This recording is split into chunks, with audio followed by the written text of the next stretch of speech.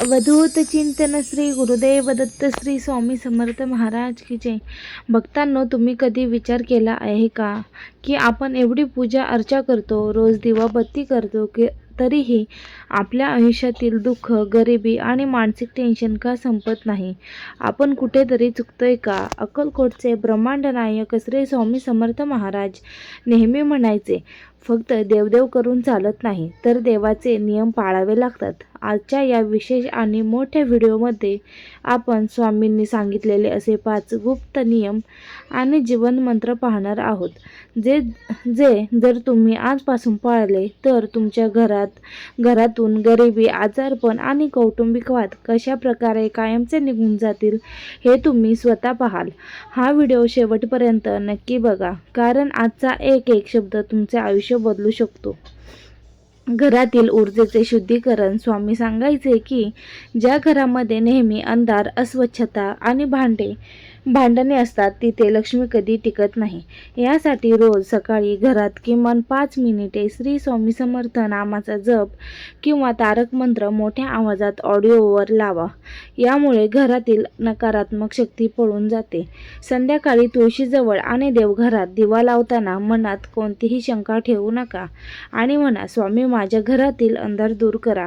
भक्तांनो, जर तुमचा स्वामींवर पूर्ण विश्वास असेल तर आत्ताच कमेंटमध्ये माझा स्वामींवर विश्वास आहे असे नक्की लिहा.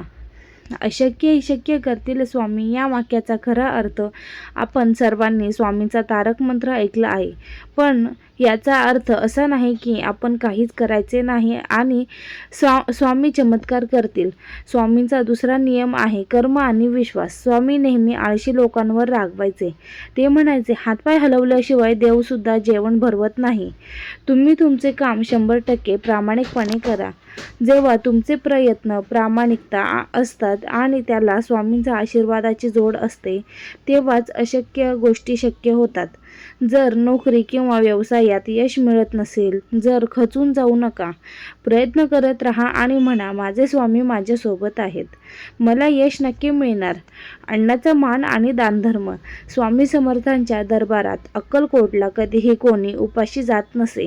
स्वामींचा तिसरा नियम आहे अन्नाचा आदर करणे. आपल्या ताटात जेवढे हवे तेवढे अन्न घ्या. अन्न कधीही वाया घालवू नका. अन्न वाया घालवणे म्हणजे अन्नपूर्णा मातेचा अपमान करणे होय.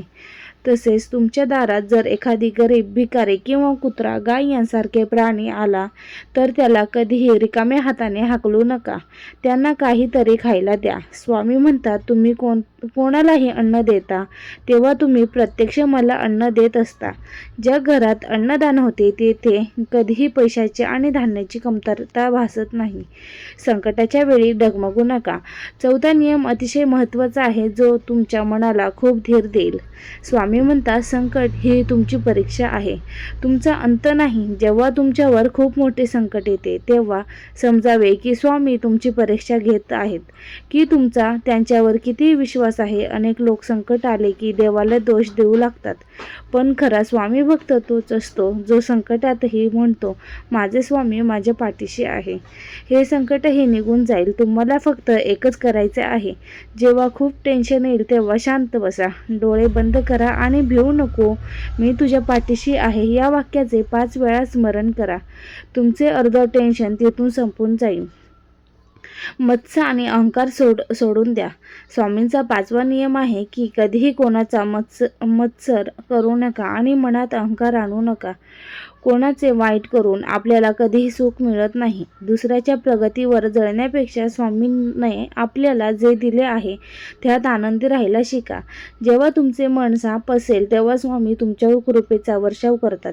भक्तांनो, स्वामींचे हे नियम ऐकायला सोपे वाटतात, पण जे लोक हे मनापासून पाळतात त्यांच्या आयुष्यात चमत्कार व्हायला वेळ लागत नाही. स्वामी तुमच्या पाठीशी